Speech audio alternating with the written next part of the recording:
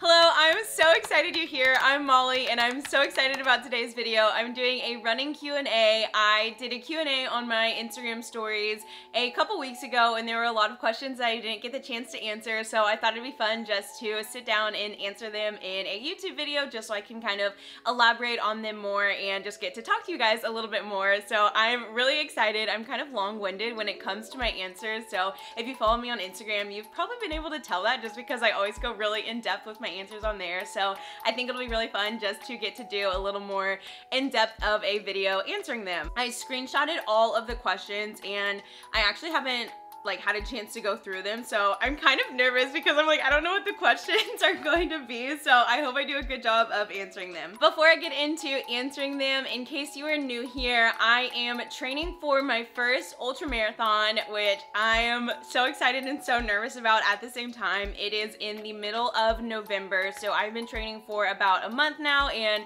training is going really well. I have run 9 marathons, so I kind of decided that I was ready to do something that would challenge me a little bit more. Not that marathons don't challenge me, but was just ready for something a little bit different. So I'm running an ultra marathon in San Francisco and yeah, I'm stoked. It's gonna be great. I've started doing CrossFit as well, so I'm really just kind of putting myself outside of my comfort zone, and yeah, it's gonna be really fun.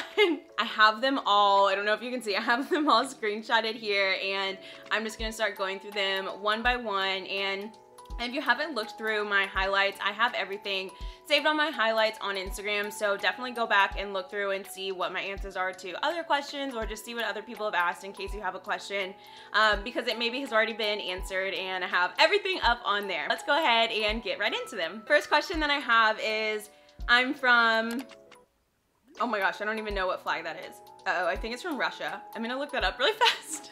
I hope I'm not wrong. What flag is that? Okay, I literally don't know. Okay, not sure where she's from, but she says she loves our continent and she's running her first marathon in New York City. That is so fun. I wish I knew what flag that's from. I'm really embarrassed. I don't know what it is, and when I Google it, nothing comes up. Any advice? So advice for running your first marathon. Definitely to go out slow, especially if it's your first marathon. There's so much excitement and adrenaline when you're at the starting line just because literally there's just so much going on, especially again at your first. So recommend you to go slow. There will be so many people that go out way too fast just because they're like, oh my gosh, this is so exciting, and you just go right out, and then you'll still be feeling really good for the first few miles, but you will definitely start to feel it around 13 miles. So go slow. It does not matter if everyone around you is going fast. Go slow, nice and steady. Remember, slow and steady wins the race. That is true, so keep that in mind. Another good piece of advice is nothing new on race day. So everything that you've been doing with training, whether you've been training with a certain pair of shoes, the same socks, same clothing, same fuel that you've been doing along the way with training, don't do anything new on race day that you have not done along the way with training, because you never know how your body might react to it. So I try not to take anything along the route that someone's handing out that I won't have done during training. So if someone's handing out oranges and I've never eaten oranges when I've been training, I usually don't take any oranges or something like that. So nothing new on race day. And good luck! Someone asked, what's your strength training like? And I mentioned at the beginning that I'm doing CrossFit now, and I wanted to add CrossFit because in the past my strength training was really just following YouTube videos for 20 to 30 minutes using dumbbells, which honestly is great, but I don't think it really added any muscle. I think it was just good for injury prevention. And now with this ultra, I really want to make sure I'm in shape to be able to run on trails and up hills. Especially living in Fort Worth, there's really not a way for me to train on that kind of terrain, and so I really just want to make sure that I'm in the right shape to be able to run on the hills of San Francisco on trails, just because that's going to be so much more difficult than it is training on the roads here. And so I knew if I wanted to get in the right shape by November, I needed to do something to really elevate my strength training, and I wasn't going to be able to do that by myself just following along to YouTube videos. So CrossFit is what I do now, and last week was my first week doing it, not doing personal training sessions, just because it was completely new to me, and I plan on doing it just 2 to 3 times a week. Next question someone asked me is, how do you increase your cadence while running? So this is a great question, and the general rule of thumb is to increase it by 10%, at least when you're training for a race, no training schedule should have you increasing it by more than 10%. So that is a great rule of thumb. And yeah, that's that. I think I maybe answered this to another person on my Q&A, but I actually get asked this a lot, especially on videos, so I'm going to answer it again. And someone asked, do you walk during your runs? So I really try not to walk, but there's no problem with walking. There's no shame in walking. There's nothing wrong with walking, but the reason I specifically try not to is more because it's a mental thing. I know I can go the distance that I am running. It really has nothing to do with like my body. It's more of a mental thing. I want to train my brain to know that I can push myself that far. Really, the only time that I will walk is if I'm going up a hill. I really don't want to walk. Oh, and then I'll walk if it's really, really hot. So I walk if I'm not able to do my run in the mornings and I have to go out when it's like 100 degrees, I'll let myself walk. But otherwise, I really try not to, just because a lot of the training for a race it's as much physical as it is mental. And so that's kind of part of my mental training too, is really getting myself to push myself as far as I can mentally. Someone asked, how often do you switch shoes? I should probably switch shoes more often than I do, but I just added in a second pair of shoes to my rotation. So now I'm switching between 2 pairs of shoes, which I think will really help, but I believe you're supposed to switch shoes every 400-ish miles. Don't quote me on that because I'm not 100% sure, but I think that's what they say. I am not the best at doing that. I definitely need to switch more. Any recs on leg strengthening exercises for runners to do at home? No gym access. I definitely recommend you follow people on Instagram or YouTube as well. There really are a ton of great free resources. So, I just recommend you like Google strengthening exercises for runners and make sure you're doing a lot of single leg exercises. Those are super important for runners because running is a single leg sport, and I think that's something a lot of runners overlook, and so that's really good for injury prevention. But definitely just recommend Googling around and just seeing what's on YouTube and find someone that you like. I would just look into, are they a runner? Have they been running races?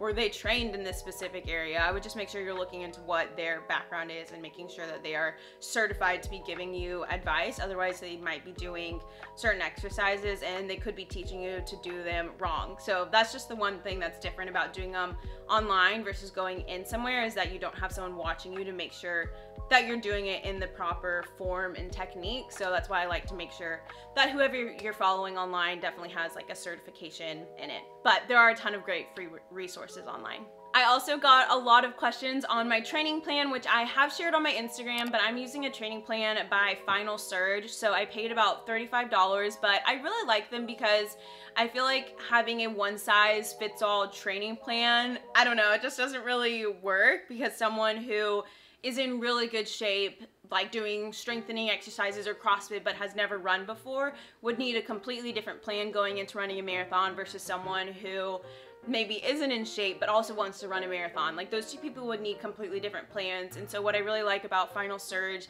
is that they cater all of these different types of plans, and you can just pay for what you need specifically. And so I bought a plan for someone who has run a handful of marathons, but they've never done an ultra marathon before. So my training plan started at like a pretty high weekly mileage. I think my weekly mileage when I started was already 30 miles. So yeah, I love Final Surge. You pay for the plan, but once you pay for it, it's yours. You have it forever. It's super well organized. Like, it organizes it for like, wow, words are hard. Organizes it like an entire calendar view, and it also emails you the workouts every single day. So I love it, and it's only been a month so far, but definitely recommend it so far. Someone asked me what my first marathon finish time was. Honestly, I think I would have to ask my parents what my first marathon time was. I do not remember. It was it was definitely in the 5-hour time, and honestly might have been in the 6-hour time. I don't know. I could text my dad, but I doubt he remembers too. I ran it with my dad and my sister. I kind of want to say it was a little over 6 hours, but Yeah, I don't remember. Next question is, do I recommend any running shoes? So I definitely have my favorite running shoes, but I recommend, if you are able to go somewhere and have them look at how you run, look at like your feet, because you might, that sounds really weird, but see if you maybe are overpronating or you might be flat-footed. I think there are so many different things that go into finding the right pair of shoes. So my favorite pair of running shoes could be awful for you. But yeah, if you're able to go into a local running store and have them watch you run, I definitely recommend that. But otherwise, my favorite shoes for running are Hoka's. I absolutely love them, but again, they might be perfect for me and might not be the best for you. How to prevent injury, beginner here. That's so exciting. I'm so excited that you're starting your running journey. Definitely recommend strength training and proper recovery and nutrition too. I think all those components play a huge role in injury prevention. Strength training, try and do it 2 to 3 times a week, and like I mentioned earlier, definitely look into doing the single leg exercises. My first 4 marathons, I did not do any strength training, and I was injured by the time I got to the starting line for all of them. How I did not like put 2 and 2 together and start strength training earlier, I do not know, but I know that is why I was injured all of the time. So definitely look into doing that. And again, if you aren't able to go somewhere to go to a gym or to see someone, just look on YouTube, follow people on Instagram. I think there are so many amazing free resources out there. And definitely get a foam roller. It is like the worst but best kind of pain, and it will become your best friend because you definitely need to be foam rolling. What does your post-marathon / half recovery look like? So I assume you mean like day of and day after the race, and this is a really good question. So probably my number 1 piece of advice would be to go on a walk and get moving if you can. I feel like I really wasn't that sore after the Austin Marathon, which is the most recent marathon that I've done, and which was in February, and that's because I was like moving around afterwards. Like we hung out with my family, like I walked a little bit like immediately afterwards, and I felt pretty good. I think by Tuesday, which the race was on Sunday, I think by Tuesday I was ready to work out again, which is insane. I'm thinking about like when I ran my first one, I feel like I was sore for an entire week. But definitely moving around, even if you were walking at a snail's pace, try and go on like a 10 to 15 minute walk, and it really will help tremendously. Just making sure you're fueling properly, like do whatever you need to do. Get a massage if you need to. Make sure you are stretching out, foam rolling, getting enough hydration, like electrolytes and all of that. But probably walking and fueling are my number 1 tips. But I think people maybe think that you should like immediately get off your feet, and it's the opposite. Advice for how to not get bored / tired of running when running. It's so funny because I also get this question a fair amount, and it's been a while since I've gotten bored on one of my long runs, but now I'm just so excited for my long runs on the weekend. And I think it's because this is like one of my only times where I feel like there aren't like a million things going on, or I'm getting, you know, a bunch of emails or people texting me. I mean, I just like have my phone on Do Not Disturb, but I would just look at your long runs as this is your time to completely decompress. People cannot bother you during this time. Like, put your phone on Do Not Disturb. This is your time to either zone out or think about all the other things that you've been wanting to think about and you just haven't had time to think about because you've had all your other priorities. You've had your job, you've had your family, you've had whatever else going on. So I feel like this is your time. Like, I love it. I love that this is my time to just completely zone out. It's the best. I feel like runs go by so fast because I just zone out the entire time. I'm like, what? Like, how did 2 hours just go by? Like, they go by so fast. And I think so often we think about boredom as being a bad thing, but I feel like it's a really cool thing to get to welcome boredom into your life, especially when running, because there really isn't another time when you get to be bored. Like, so often we are, again, slammed with so many other things, or if we have like 5 minutes of boredom, whether you're like waiting for your meal to finish cooking or you're waiting for someone to come pick you up, you automatically grab your phone and you get on Instagram or you get on TikTok or something like that. It's like we never let our minds just completely shut off. And so that's what I really love about running, is that you get to let your mind shut off, and there really isn't another time in life where you get to just do that. You definitely have to train your brain to get used to like running for that amount of time without having it being like overstimulated. But I promise, once you like get used to it, you will love just the peace that comes with running for that amount of time and not having any distractions, because it really is the best. So I hope that answers your question. I think it's partially, just to sum it up, I think it's partially just training your brain to get used to running for that amount of time, and just welcoming the fact that you really don't have any other time in your life just to not have a ton of distractions during that time. What type of music do you listen to on your long runs? You know I am listening to Big Booty. What else would you listen to on your long runs? Literally, they're like hour-long remixes, and they are so good. You have to listen to them. How did you finish a mile initially without walking, and how do you eventually increase distance? That is a great question, and is a long time ago, so I have to really think hard about it. So that was in 2013. Crazy. So that was almost 10 years ago.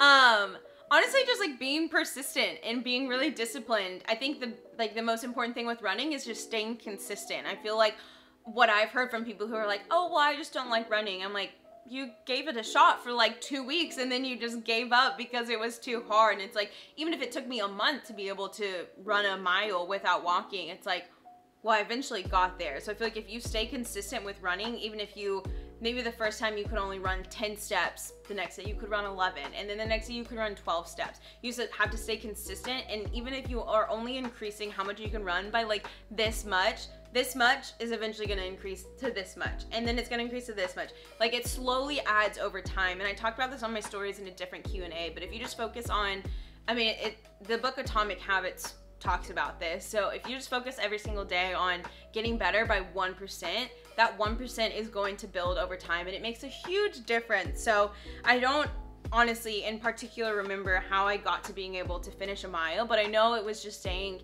consistent, and I'm a very goal-oriented person. I think that's why I really like marathons. But I think having the goal of like running the race, but also seeing like, okay, today it's supposed to be 3 miles, tomorrow it's gonna be this, tomorrow it's gonna be that. Like, I wanted to be able to build and get to that point, and there wasn't going to be a day where I wasn't going to like check off that amount of mileage. And I knew it was okay to walk during that time, but I also knew that like consistency would get there. And I think after like the first month, again, I don't remember like specifics or particulars or anything like that, but I think after the first month, I was so in awe of like how I'd already gone from like hardly being able to run a mile to then maybe being able to run like 3 miles. I think I remember the first month just being so in shock of like how I'd gotten like in shape already, and it was still hard to run like 4 or 5 miles, but I just remember being like, wow, like a month ago I couldn't run this, and now I can run 3 miles, and that happened in just 1 month. I just remember being so shocked, and now I love the process of getting in shape. I think it's just so cool to me, and that's the power of consistency. And then I think I kind of touched already on how you increase distance. I would just focus on, I think if you're starting out running, like you're early in your running journey, I would focus more, rather than being like, okay, tomorrow I'm gonna build by 1 mile, I would focus more on building by time versus building on a certain distance. I think it's a lot easier to be like, okay, I'm gonna run for an extra 2 minutes versus being like, I'm gonna run for an extra 1 mile. I think it's a lot easier and attainable to build by time. What's the best way to get started? I can't imagine running double-digit miles. Sometimes I like can't fathom that I'm running double-digit miles either. The power of consistency and then just seeing your body like get in shape, it's so wild to me. And I think it's so much of like your brain and like what you tell yourself you can do and can't do. It's so powerful. So definitely like speak positively to yourself and keep like reiterating to yourself that you can do something. But the best way to get started, honestly, is just to start. I feel like if you're contemplating whether you should get started or whether you can or can't, I mean, you definitely can. I feel like there's like one of those like, isn't there like a saying like whether you can or can't do it, like you're absolutely right, which is such a cheesy saying, but I think it's really true. If you are struggling to get started, I would say set a goal just to go out and run for something that you know is attainable for you. I think it really depends on what kind of shape you're in going into it. Maybe you're not a runner, but you frequently go on walks already, or you frequently go to a cycling class, or you regularly do stuff with weights. I think it really kind of depends on what type of shape you're in going into it, but I would say just based on what fitness level you know you're at, make an attainable time-based goal. So maybe you want to get outside and run every day for 5 minutes, and if you have to walk for some of that, that's awesome, that's great, but just make it to that time goal that you have, and maybe do that for a week, maybe do that for 2 weeks, and do it until you feel comfortable just like bumping it up. And I think it's really easy to get caught up in what everyone else online is doing, maybe what your friends are doing, but don't let comparison get the best of you, and just stick to what your goals are. And maybe if you want to sign up for a race to stay motivated, or to have like that end goal in sight, I love signing up for races to stay motivated, but if you just want to like stick to your own goals and like do that for a couple months and then see where you're at, I think that's awesome too. But I would just recommend going out for a set amount of time, and again, just stay consistent with it. I think you will be shocked at what happens in just a month if you were staying consistent with it. And recommend doing some exercises that you find online for runners, like for 2 or 3 days every single week. And I know I keep saying this, but I really just think when you stay consistent and you just keep doing it, and don't let, maybe you have a really hard run. We all still have really hard runs, and that's just a part of being a runner. I don't think it ever like gets easier. You're never going to completely not have hard runs. That's just a part of it. So don't give up if you're 3 weeks into it and you're like, oh, this is still so hard. But I think if you go into it with the expectation that, okay, it's gonna be really hard for a few months, but I know I'm going to have a breakthrough run, and then it's gonna like all make sense and it's all gonna click, and then you're gonna want to keep doing it. Oh my gosh, there's so many more. I don't know how long I've been talking. I'm literally sweating. It's so hot in here. Sorry if you can hear the air conditioning, we just turned it on. Do you bring your phone running, and do you listen to music? What do you use to carry it? Yes, I do. I technically don't have to because my Garmin connects to my phone, so I can just listen to music through my Garmin, but I use it just because I'm filming, obviously, and I use my spy belt to carry it. Have you ever had shin splints, and how do you get past them?